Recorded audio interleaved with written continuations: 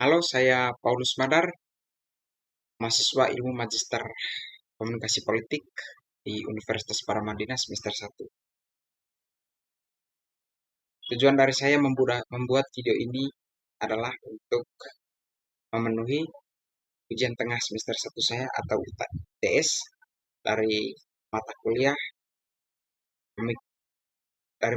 Komunikasi Politik di era digital. Pada kesempatan ini, saya mau menjelaskan terkait teori agenda setting, teori framing, dan juga teori priming. Nah, dari ketiga teori ini, nantinya saya akan mengaitkan dengan isu yang diangkat oleh media. Nah, yang pertama yang saya mau jelaskan adalah teori agenda setting. Dalam pengertiannya, teori agenda setting adalah teori yang menjelaskan bagaimana media mempengaruhi kesadaran publik terkait suatu isu, terkait suatu berita. Nah, dalam hal ini, isu yang saya angkat yaitu tentang dinasti politik yang dilakukan oleh Jokowi melalui anaknya Gibran yang maju sebagai calon wakil presiden Prabowo saat ini. Media yang saya pilih adalah media Ainus. Nah, bagaimana Ainus menjelaskan atau memilih berita tentang dinasti politik yang dilakukan oleh Jokowi melalui dikabulkannya undang-undang yang direvisi di Mahkamah Konstitusi. Batas usia cawapresnya tidak dirubah, namun ada bunyi yang ditambah, yaitu minimal sudah pernah memiliki pengalaman sebagai kepala daerah. Nah, sementara seperti yang kita ketahui di Mahkamah Konstitusi, ketua Mahkamah Konstitusinya itu adalah ipar Jokowi sendiri dan juga paman dari Gibran. Dan orang menilai dikabulkannya atau disahkannya undang-undang pemilu kemarin yang direvisi itu dianggap atau dinilai oleh publik dan juga media yang memberitakan isu ini merupakan suatu usaha Jokowi untuk mempertahankan kekuasaannya untuk menciptakan dinasti dari Presiden Joko Widodo. Sehingga kesadaran masyarakat terhadap berita dinasti ini begitu sangat besar sampai saat ini. Selalu dibicarakan oleh banyak orang. Dan media Ainus dalam hal ini selalu menampilkan berita ini di setiap topik berita yang mereka paparkan atau mereka sampaikan. Itu bicara dinasti politik atau berita dinasti politik itu menjadi topik utama yang diberitakan oleh Ainus. Seperti yang kita ketahui bersama juga bahwa Ainus merupakan media dari MNC Group, salah satu media dari MNC Group yang pemiliknya adalah Pak Heri Tanu, yang tidak lain merupakan pemilik Partai Perindro yang mendukung Ganjar Pranowo dan Mahfud MD sebagai calon presiden dan juga calon wakil presiden di tahun 2024 yang akan datang. Terus yang kedua yaitu terkait teori framing.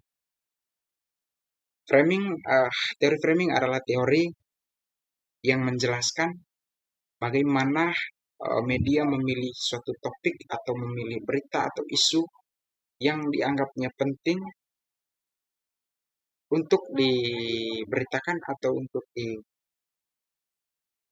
ke halayak publik, sehingga halayak publik atau masyarakat merasa dan menilai bahwa berita itu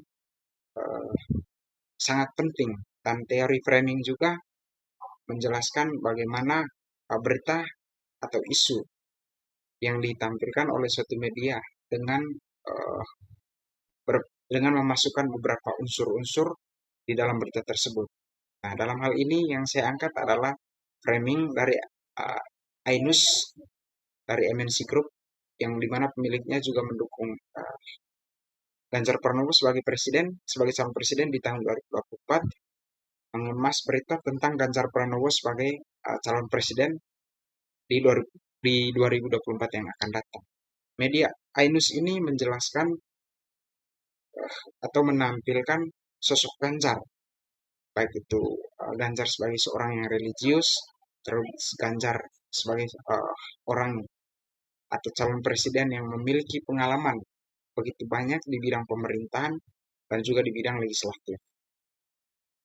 Nah, dari framing yang dilakukan oleh Ainus ini dengan harapan agar pengaruhi pemilihan politik dari masyarakat Indonesia di tahun 2004 yang akan datang dan menciptakan sudut pandang dari masyarakat atau halayak Ganjar Pranowo dengan menampilkan Ganjar Pranowo dengan berbagai unsur atau nilai di dalamnya, yaitu religius, orang yang rendah hati, orang yang humble, dan juga memiliki wawasan yang luas, memiliki pengalaman di bidang pemerintahan dan legislatif, dan juga dan lain sebagainya.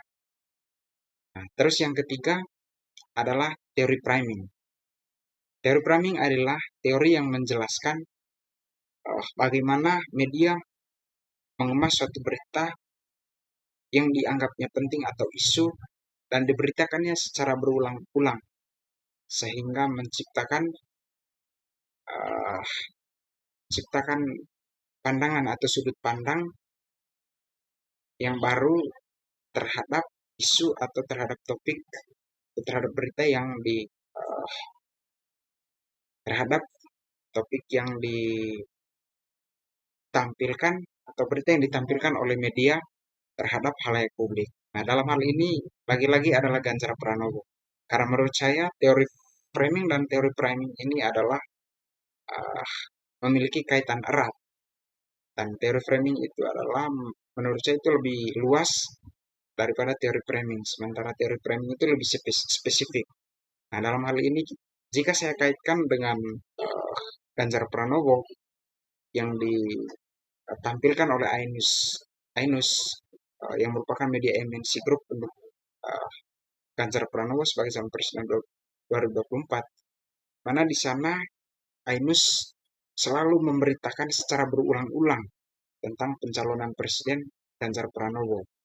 Terus dia juga memberitakan secara berulang-ulang tentang aktivitas Ganjar Pranowo sebagai calon presiden, yaitu bicara tentang relawan, tentang bicara atau memberitakan Ganjar melakukan kunjungan di daerah-daerah di wilayah Indonesia, terus memberitakan Ganjar melakukan silaturahmi ke berbagai tokoh-tokoh politik, ke berbagai tokoh-tokoh agama, lintas budaya, dan lain sebagainya. Dan ini merupakan bagian, dan menurut saya ini merupakan bagian dari teori priming yang dikemas atau dilakukan oleh media MNC Group, khususnya Ainus dalam hal ini. Dalam ilmu komunikasi politik juga terdapat teori yang namanya teori dua langkah yang dikemukakan oleh Lazarfeld dan Kaltz. Nah, teori dua langkah ini berpendapat bahwa informasi atau penyebaran informasi atau pengaruh yang diberitakan oleh media sosial itu oleh media massa itu tidak dilakukan secara langsung, melainkan melalui perantara atau yang disebut opinion leader. Nah, jika dikaitkan dengan kemarin setelah beberapa kelompok atau salah satu kelompok mengusulkan untuk merevisi undang-undang tersebut, Mahkamah Konstitusi di bawah kepemimpinan Anwar Usman yang tidak lain adalah Paman Gibran itu menolak batas usia capres dari 40 ke 35, tetapi dia menambahkan kata dengan syarat bahwa orang bisa mengikuti calon presiden ketika dia sudah memiliki pengalaman dan menjadi kepala daerah. Nah, sementara si Gibran sudah menjadi kepala daerah selama 2 tahun. Nah, ini dinilai menjadi karpet merah yang dilakukan oleh MK, yang dilakukan oleh Joko Widodo melalui MK adik iparnya untuk meloloskan Gibran sebagai calon wakil presiden di tahun 2024 yang akan datang. Nah, sementara berdasarkan sejarah, di mana tahun 98 sampai ada beberapa korban jiwa atau bahkan ada sampai saat ini ada yang masih hilang untuk memperjuangkan demokrasi dari tangan besi Soeharto, dari dinasti politik Soeharto. Tapi saat ini apa yang dikorbankan oleh aktivis-aktivis 98 seakan tidak ada artinya ketika kita melihat situasi seperti sekarang ini, kita melihat situasi seperti saat ini, di mana anak-anak para penguasa itu memiliki privilege atau diberi karpet merah untuk lebih mudah mencapai kesuksesan atau mencapai uh, mencapai apa karir politiknya itu lebih lebih mudah dibandingkan orang-orang yang bukan penguasa atau anak-anak yang bapaknya itu bukan pejabat publik atau pejabat negara. Nah, ini sangat bahaya menurut saya. Makanya saya bilang, menurut saya demokrasi saat ini itu sedang tidak baik-baik saja. Karena pemerintah, kepemimpinan Presiden Joko Widodo itu, eh, saya kira atau saya menilainya itu dia mengintervensi beberapa eh, poin-poin dalam eh, demokrasi kita atau dalam keputusan-keputusan yang sangat vital, misalnya terkait capresan atau calon presiden di tahun 2024 yang akan datang, yang orang menyebutnya cawe-cawe. Nah, Jokowi dinilai ikut cawe-cawe dalam menentukan siapa yang akan dipilih dan dalam menentukan siapa yang akan menjadi presiden di tahun 2024. Seolah-olah Jokowi sudah men-setting semua atau sudah mempersiapkan semua supaya salah satu kandidat yang dia pilih itu akan menjadi presiden di tahun 2024 yang akan datang. Saya kira demikian dari saya. Saya tutup. Saya ucapkan terima kasih. Pada pemilihan atau pemilu 2024 nanti, dan jika dilihat dari sudut pandang uh, opinion leader atau teori dua langkah, bahwa menurut saya opinion leader ini atau teori dua langkah ini sangat penting digunakan atau dipakai dalam menghadapi atau melakukan kampanye untuk memenangkan pemilu di tahun 2024 dari semua kandidat, khususnya calon presiden yang saat ini sedang berkontestasi. Nah, kenapa itu penting? Karena menurut saya opinion leader ini dia penyebaran informasinya itu sangat cepat karena opinion leader itu punya pengikut di media sosial. Nah, opinion leader itu adalah bisa dibilang sebagai influencer. Influencer salah satu influencer yang terkenal yang saya kenal yang saya kenal itu adalah uh, Denny Siregar misalnya.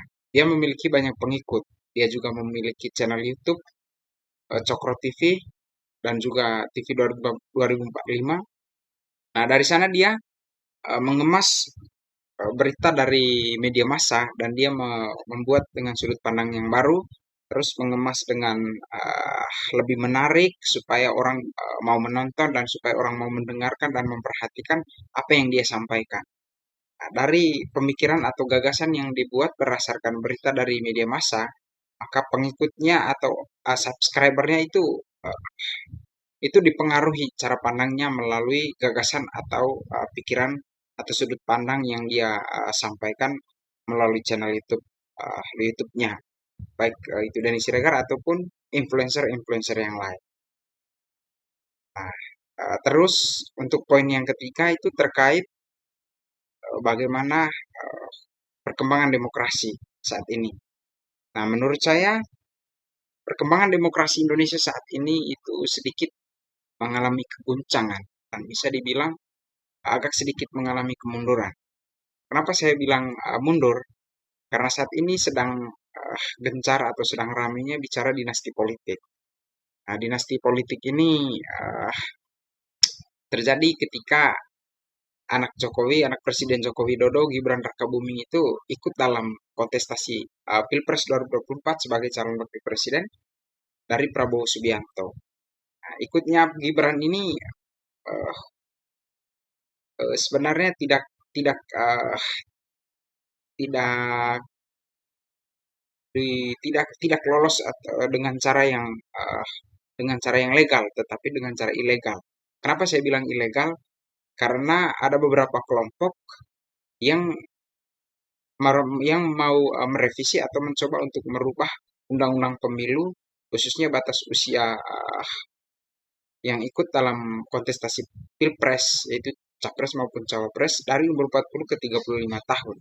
Nah, meskipun itu ditolak oleh Mahkamah Konstitusi, di mana Mahkamah Konstitusi juga ketuanya adalah pamannya Gibran atau adik iparnya dari Joko Widodo atau Presiden Jokowi.